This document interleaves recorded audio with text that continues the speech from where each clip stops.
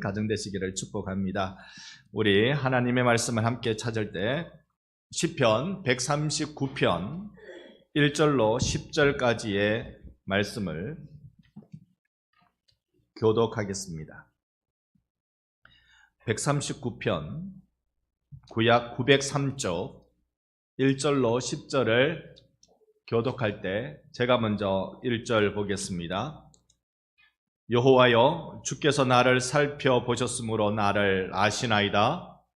그래서 내가 앉고 일어섬을 아시고 멀리서도 나의 생각을 밝히 아시오며 나의 모든 길과 내가 눕는 것을 살펴보셨으므로 나의 모든 행위를 익히 아시오니 여호와여, 내 혀의 말을 알지 못하시는 것이 하나도 없으시니이다. 주께서 나의 앞 뒤를 둘러싸시고 내게 안수하셨나이다. 이 지식이 내게 너무 기이하니 높아서 내가 능히 미치지 못하나이다. 내가 주의 영을 떠나 어디로 가며 주의 앞에서 어디로 피하리까? 내가 하늘에 올라갈지라도 거기 계시며 스올에 내 자리를 펼지라도 거기 계시니이다. 내가 새벽 날개를 치며 바다 끝에 가서 거주할지라도 거기서도 주의 손이 나를 인도하시며 주의 오른손이 나를 붙드시리다. 아멘. 할렐루야. 아멘. 우리 좌우로 앞뒤로 한번 인사합니다. 사랑합니다. 존경합니다. 사랑합니다. 존경합니다. 사랑하고 존경합니다. 장애로 대표되는 인물이 있다면 헬렌 켈러를 뺄 수 없을 것입니다. 그는 세 가지 장애를 다 가지고 있죠. 들을 수 없고 볼 수 없고 말할 수 없는. 사실 태어날 때는 건강하게 태어났는데 어릴 적 병으로 인해서 태어난 지 19개월 만에 이런 장애의 질병을 앓게 되었다고 합니다. 요즘 시대에 태어났으면 안 그랬을 건데 그 시대에 태어나서 이런 장애를 앓게 되는 그런 병이었습니다. 그녀가 6살 될 때까지 자기 의사를 표현하는 것은 물고 핥히고 소리 지르고 이걸 통해서 자기 의사를 표현하는 것밖에 할 수 없던 사람이었습니다. 그런 그가 귀한 스승을 만나서 이제 사람들과 소통하고 사람들과 대화할 수 있는 자리에까지 나갔을 때 한평생 살면서 그는 이렇게 말합니다. 내게 볼 수 있는 날이 3일만 주어진다면 하루는 사랑하는 사람들의 얼굴을 보겠다. 두 번째 날은 밤이 아침으로 변하는 기적을 보고 싶다. 세 번째 날은 사람들이 오고 가는 평범한 거리를 보고 싶다. 이 헬렌 켈러의 그의 장애를 앓으면서 살아냈던 그 순간들은 많은 이들에게 감동을 주기도 합니다. 그런데 그는 장애를 갖고 있음에도 불구하고 엄청난 일, 우리가 상상하지 못하는 그 큰 일들을 많이 해냈는데요. 그럴 수 있었던 이유가 저는 이 그의 명언 하나에 있었으리라 생각합니다. 이런 말을 한번 한 적이 있습니다. 네, 준비되나요? 네. 그냥 제가 그 명언을 읽어드릴게요. 네, 방송으로 보여줄 수 있으면 보여주세요. 아니요, 그거 아닙니다. 제가 읽어드릴게요. 나에게는 너무나 많은 것이 주어졌다. 그렇기 때문에 나에게 어떤 것들이 없는지 생각하며 머뭇거릴 시간이 없다라고 말했습니다. 나에게 많은 것이 주어졌기 때문에 지금 내가 이거 없어요, 저거 없어요 라고 그렇게 머뭇거릴 시간이 없다. 나에게 주어진 게 너무 많다. 너무 소중하다. 여러분, 믿음을 가진 사람들에게 나타나는 거룩한 반응이라고 믿습니다. 하나님이 나에게 주신 것이 참 많다. 그래서 나는 없는 것을 불평할 시간이 없다. 오늘 감사절을 한 주 앞둔 이때에 우리의 마음속에 감사가 회복되는 은혜가 있기를 축원합니다. 내 눈이 어디를 보느냐에 따라서 인생은 달라집니다.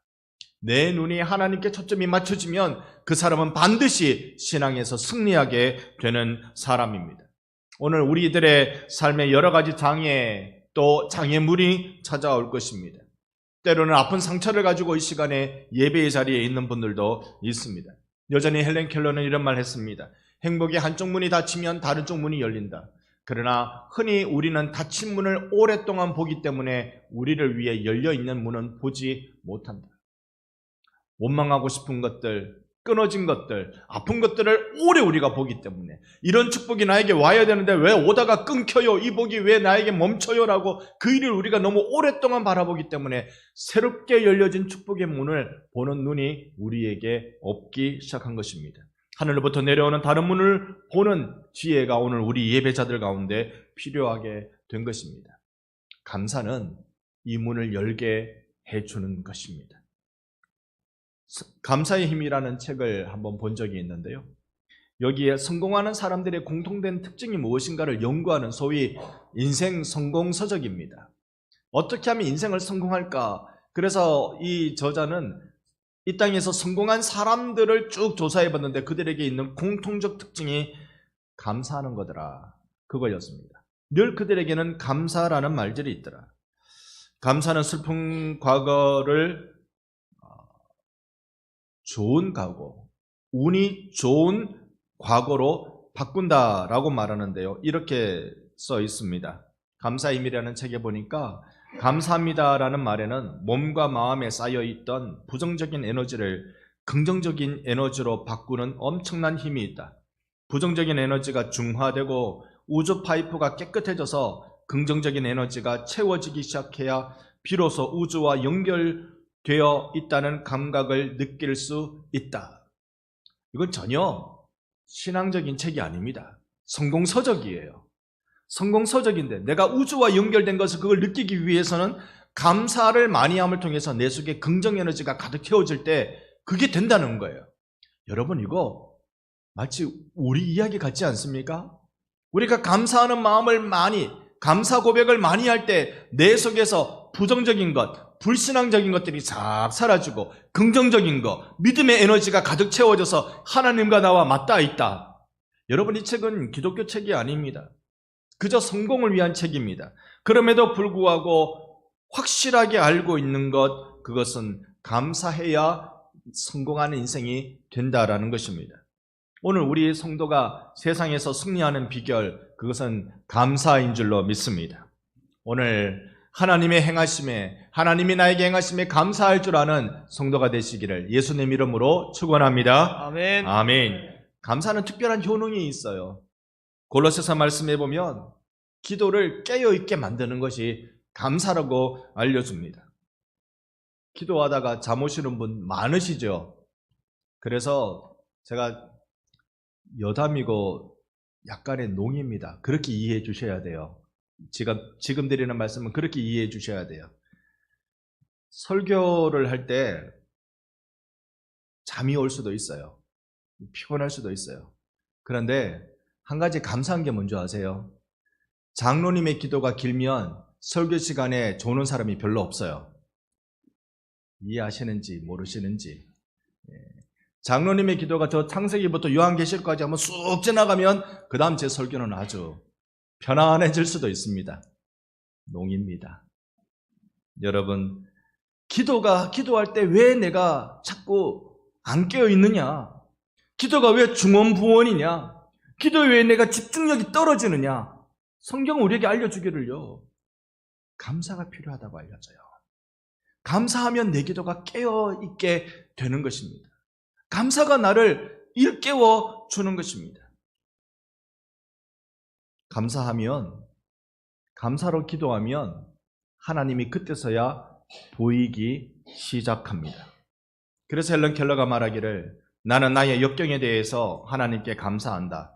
왜냐하면 나는 역경 때문에 나 자신, 나의 일, 그리고 나의 하나님을 발견했기 때문이다. 오늘 우리 하나님은 어떤 분이신지 같이 좀 발견해 가보시겠습니다.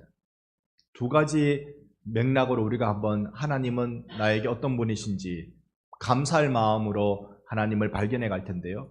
첫 번째는 이렇습니다. 한번 따라해 주시면 감사하겠습니다. 하나님은 나를 잘 아시는 분이시다. 나를 잘 아시는 분이시다. 아멘. 아멘. 오늘 본문이 그렇게 이야기하고 있어요. 1절 말씀입니다. 여호와여 주께서 나를 살펴보셨으므로 나를 아시나이다. 하나님이 나를 어떻게 아시나이다. 하나님이 오늘 이 자리에 오신 여러분을 다 알고 계세요.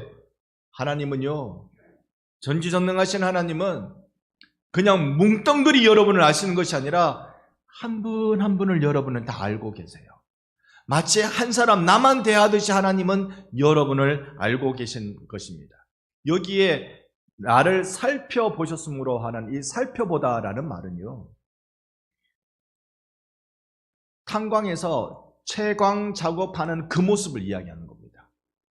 그 모습, 즉 무언가를 발견해내기 위해서 깊이 연구하고 깊이 파헤치고 의도적으로 집중하는 그 모습을 여기에 살피다라는 뜻으로 사용하고 있는 겁니다. 하나님이 나를 살피는 분이세요. 오늘 이 시간도 주님은 여러분을 살피시는 줄 믿습니다. 아멘. 예배 태도를 살피기보다 여러분을 살피시는 거예요. 여러분을 살피시는 거예요. 얼마나 힘들게 한 주를 살다 왔는지, 지금 마음속에 무슨 고민이 있는지, 어떤 힘듦으로 이 시간에 앉아 있는지, 우리 하나님께 발견되어지는 은혜를 경험하시기를 축원합니다. 아멘. 아기가 태어나면요, 텔레비전에 보니까 아기가 태어나면 간호사가 그 아기를 안고 엄마에게 아기를 이렇게 보여줍니다. 그런 텔레비전 한번 들어들 보셨죠? 이렇게 보여주면 어떻게 합니까? 그 다음 동작이 손을 보여줍니다. 발을 보여줘요. 왜 보여주죠? 5가락 다 잘 태어났어요. 이거 하는 거잖아요. 잘 태어났어요. 그 아기를 보는 해산의 수고를 겪은 엄마는 어떤 마음일까요? 그 아기를 보는 산모의 마음은 얼마나 기쁨이 가득하겠습니까? 사랑하는 사람들은 서로들 가까이 보기를 좋아합니다. 그래서 젊은 연인들은요, 늘 자꾸 가까이 얼굴을 들이밀어요. 자꾸 쳐다봐요. 여러분, 그 자꾸 쳐다보는 이유는요, 예쁘니까, 좋으니까, 자꾸 보고 싶으니까. 여러분 가정에서 지금도 그러세요? 자꾸 가까이 쳐다보세요? 우리 장로님들, 우리 권사님 얼굴 자꾸 쳐다보세요? 우리 권사님들, 장로님 얼굴 자꾸 쳐다보세요? 여러분, 대개 부부 가운데도 이런 좋은 금술이 있으면 좋겠는데, 목사님 심합니다. 그죠? 그거 자꾸 쳐다보면 티만 보이지.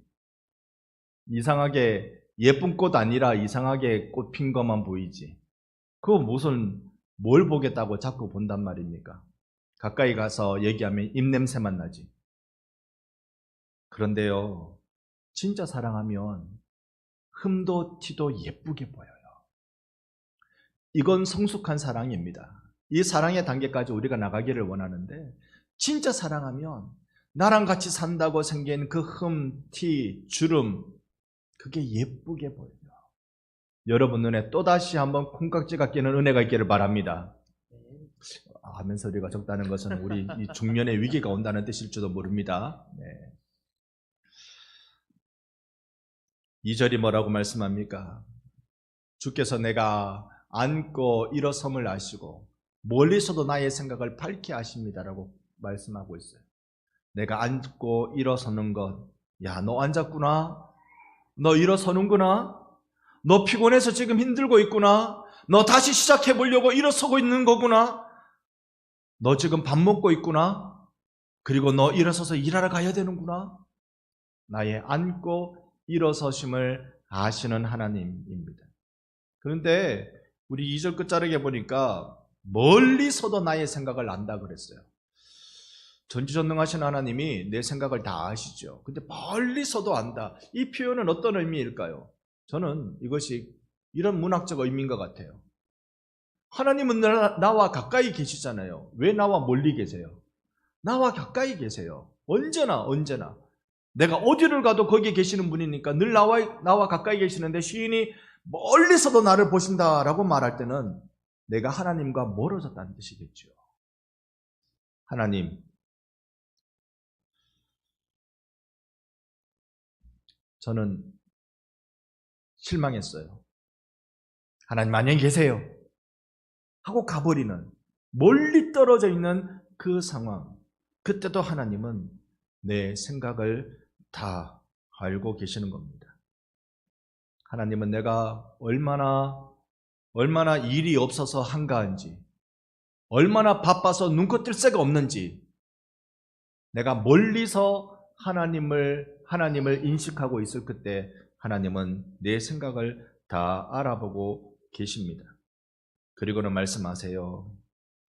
멀리 떨어져 있기 때문에 내 마음속에 생기는 미안함도, 힘든 마음도 주님은 그거 다 아셔서, 아들아, 딸들아, 내가 너를 다 알고 있다.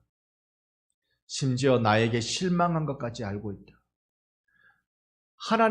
하나님이 실망스러워서 내가 하나님 실망하는 게 아니에요. 내 욕심이 과해서, 내가 신앙의 그릇된 이해를 가져서 내가 하나님을 실망할 뿐이죠. 우리 인생의 길도 모질기도 합니다.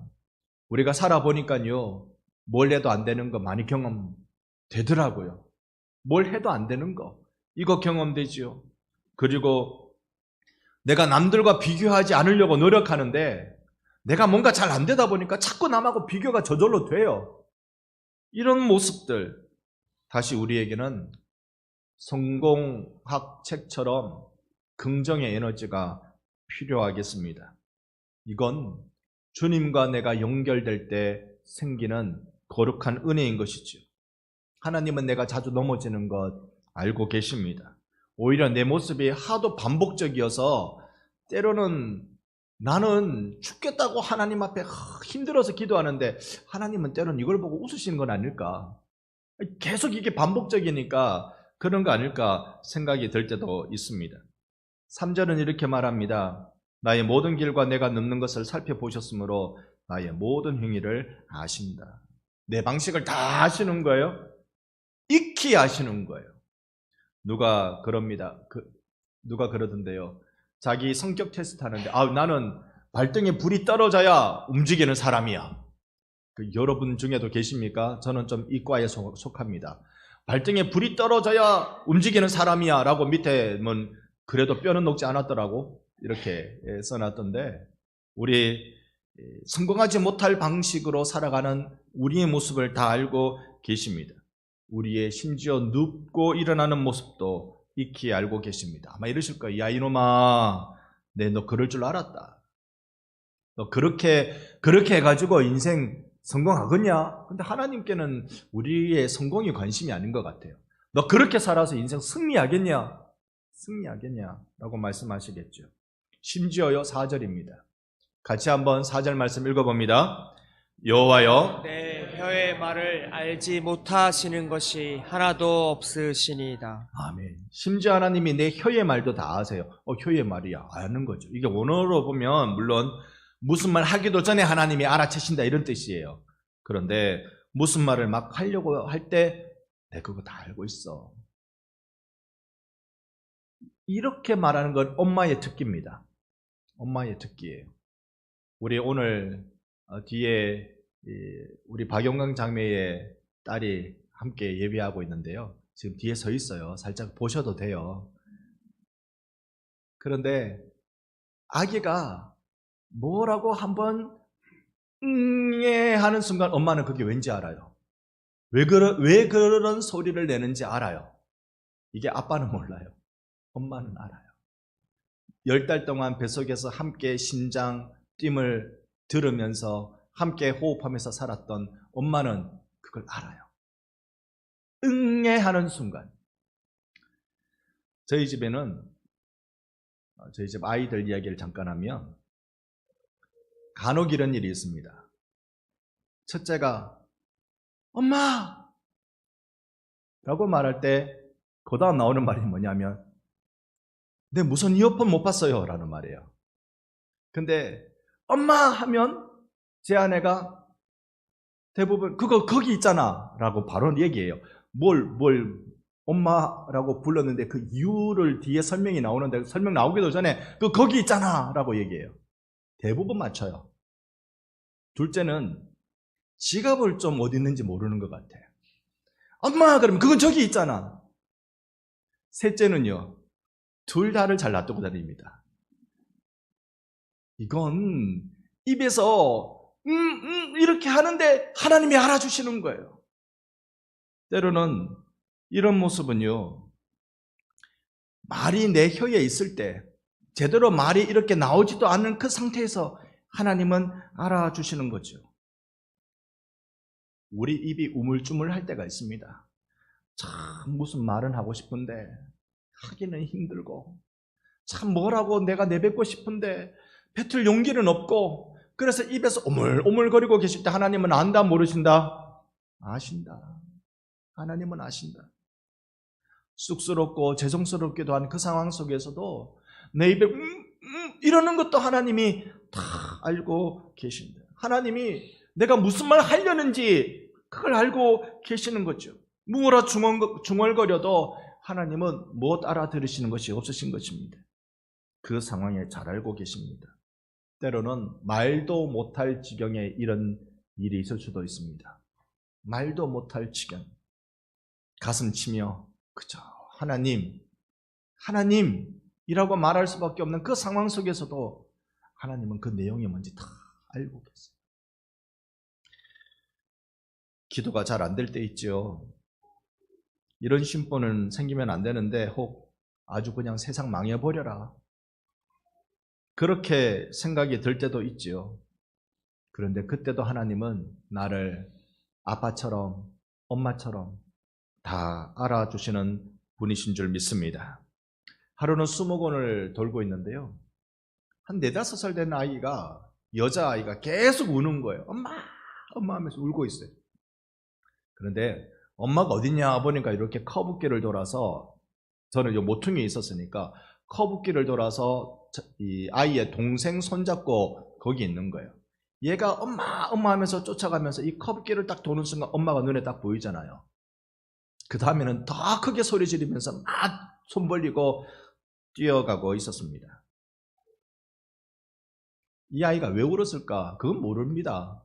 아마 동생 때문에 심술나서 그랬을 수도 있을 거예요. 그런데 그 울음소리에 맴도는 이 말이 뭔지 엄마는 이해했을 겁니다. 그래서 그 자리에 서서 이 언니가 올 때까지 기다려서 그 아이를 안아준 것이겠죠.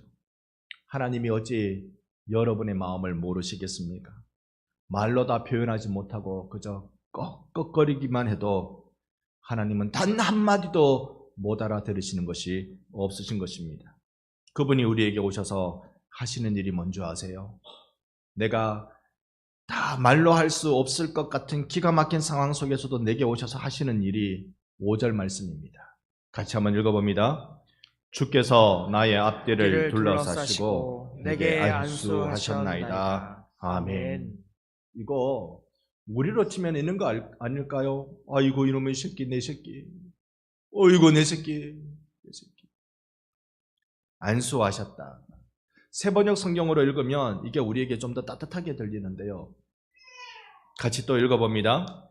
주님께서 나의 앞뒤를 두루 감싸 주시고 내게 주님의 손을 얹어 주셨습니다. 아멘.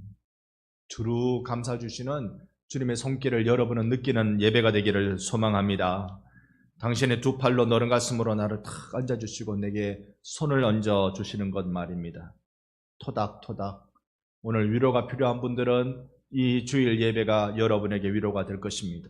하나님은 성도들을 두 팔로 안으시고 따뜻한 손으로 어루만져 주시는 분이십니다. 그리고 다시 내게 허락하신 축복의 길, 그 소망의 길, 소명의 길을 가라고 힘주시는 분이십니다. 하나님은 나를 잘 아시는 분이십니다.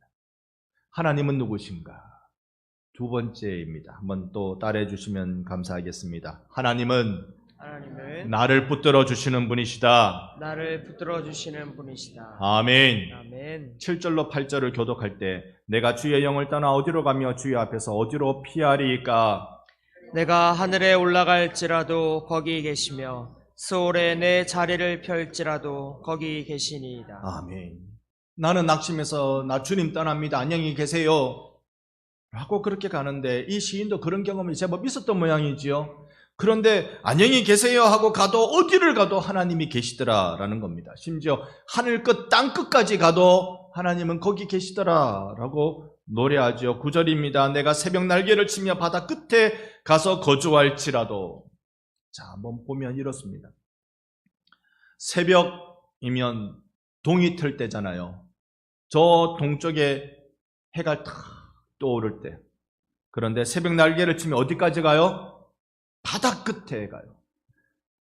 이 다윗이 쓴 시라고 알려졌는데요. 다윗 입장에서 보면 바다 끝은 저 서쪽 지중해입니다. 이 동쪽에 해가 떠오르면, 저기 산맥에서 해가 떠오르면 이 빛이 즉시로 저기 바다 끝까지 빛이 쫙 다다릅니다. 내가 그만큼 광속으로 빨리 주님을 곁을 떠나도, 내가 급하게 저 멀리 하나님 안녕히 계세요, 나 이제 안 보고 싶습니다 라고 떠나도 하나님이 이미 저기에 내가 가려는 그곳에 계시더라. 그러시더라. 주님은 여러분을 따라다니는 분이십니다. 어디 가도 주님은 거기에 계십니다. 가서 주님이 원하시는 일, 여러분을 두 팔로 안고 여러분에게 다독이는 일을 하시는 분이십니다. 10절이 이렇게 알려줍니다. 거기서도 주의 손이 나를 인도하시며 주의 오른손이 나를 붙드시리이다. 주님이 여러분을 붙들어 주시는 줄 믿습니다. 나를 인도하시려고 나를 따라다니시는 분이신데, 시편 23편 2절을 보면 끝자락에 쉴만한 물가로 인도하시는 분이십니다. 내 영혼을 푸른 풀밭 쉴만한 물가로 계속 이끌어 가시는 분. 3절 말씀에는 내 영혼을 소생시키시고 자기 이름을 위하여 의의 길로 인도하시는 분이십니다. 여러분, 영혼을 소생시킨다. 사람이 물에 빠져서 숨도 제대로 못 쉬고 나오면 건진 사람들이 뭐 해줍니까? 그걸 우리가 인공호흡이라고 부르죠. 인공호흡은 인위적으로 호흡을 불어넣는 게 인공호흡이잖아요. 우리의 영이 죽어버렸어. 하나님 멀리 떠나서 내 영이 자빠져 버렸어. 그럼 하나님이 뭐 하실까요? 신공호흡 하시겠지. 하나님이 우리에게 호흡을 불어넣으시겠지. 죽은 심장아, 다시 뛰어라. 예수 멀리 떠나고 하나님을 멀리 떠난 내 백성, 나의 아들과 딸들아, 다시 그 죽은 심장, 멈춘 심장이 다시 뛰어라라고 하나님이 호흡해 주시고 또 호흡해 주시고 우리를 살려내시는 일을 해주고 계시는 분이십니다.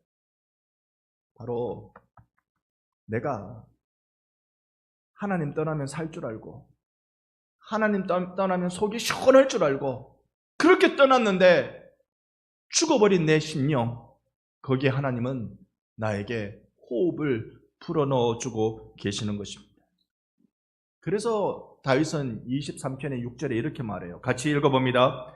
내 평생의 선하심과 인자하심이 반드시 나를 따르리니 내가 여호와의 집에 영원히 살리로다. 아멘. 하나님의 선하심이, 하나님의 인자하심이 어쩐대요? 반드시 나를 따라다닌대요. 여러분이 어디로 가도 하나님의 선하심과 인자하심이 여러분을 따라다니는 줄 믿습니다. 어디로 가보세요, 어디로 가보세요. 여러분 지구 끝까지 가보시고, 여러분 우주선 탈 수 있으면 우주선 타가지고 저기 뭐 달나라든 뭐 명왕성이든 어디든 끝까지 가보세요. 하나님이 여러분을 따라가시는 분이세요. 이유가 뭘까요? 하나님은 나를 사랑하시기 때문에 그렇습니다. 오늘 다시 10절 말씀, 거기서도 주의 손이 나를 인도하시며 주의 오른손이 나를 붙드시리이다. 하나님이 의로운 오른손으로 여러분을 붙들어 주시는 줄 믿습니다. 성경 구절 한 절 읽어드리겠습니다. 이사야가 고백하고 있는 이 유다 나라의 멸망을 내다보면서도 이사야가 고백하고 있는 하나님은 이런 분이신데요. 두려워하지 말라, 내가 너와 함께함이라. 놀라지 말라, 나는 내 하나님이 됨이라. 내가 너를 굳세게 하리라. 참으로 너를 도와주리라. 참으로 나의 의로운 오른손으로 너를 붙들리라. 할렐루야. 우리 하나님이 나를 붙들어 주십니다. 우리 감사하십시다. 첫 번째로 나를 잘 아시는 하나님께 감사합시다. 하나님 나 잘 알아요. 얼마나 멋진지, 잘생겼는지, 일 잘하는지. 근데 그 반대로 아실걸요. 얼마나 안 멋진지, 못생겼는지, 일도 못하는지. 하나님 나를 잘 알아요. 잘 알아요. 그 하나님이 내가 내는 신음소리만 듣고도 정확하게 내가 왜 그러는지 알아요. 여러분, 이 주님 앞에 감사하는 우리가 되기를 바랍니다. 아멘. 두 번째로 그런 나를 붙들어 주시는 하나님이시라는 것입니다. 인생 험할 때 주님은 나를 붙들어 주십니다. 내 마음의 소리를 들으시고 나를 잘 아시는 주님이 다시 나를 살리려고 신공호흡해 주시면서 멈춰진 영혼의 심장을 다시 뛰게 만들면서 우리를 살려 다시 그 사명의 자리에, 우리의 본래의 자리에, 우리가 있어야 할 그 자리에 있게 하시는 그 주님을 바라보며 이 한 주 동안 우리 찾읍시다. 우리 반드시 찾아냅시다. 하나님께 감사할 제목이 뭔지 말입니다. 하루에 3가지씩이라도 꼭 찾읍시다.